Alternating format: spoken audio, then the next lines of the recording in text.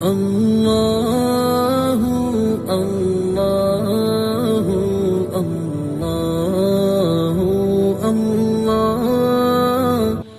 আবু মালিক আশআরী রাদিয়াল্লাহু তাআলা আনহু থেকে বর্ণিত, নবী করিম সাল্লাল্লাহু আলাইহি সাল্লাম বলেন, নিশ্চয় জান্নাতে কিছু ঘর আছে যার ভিতর থেকে বাইরে দেখা যায় আর বাইরে থেকে ভিতরে দেখা যায়।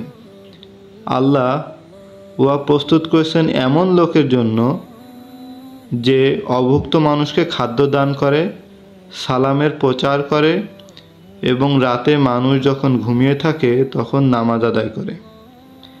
ইবনে হিব্বান সহিহ গ্রন্থে হাদিসটি বর্ণনা করেছেন 509, তিরমিজি 579। জামাতে নামাজ অধ্যায়ে ইবনে আব্বাস রাদিয়াল্লাহু তাআলা আনহু হাদিস উল্লেখ করা হয়েছে। তাতে বলা হয়েছে, উচ্চ মর্যাদাসমূহ হচ্ছে সালামের প্রচার করা, খাদ্য দান করা এবং রাতে মানুষ যখন নিদ্রায় থাকে তখন নামাজ আদায় করা।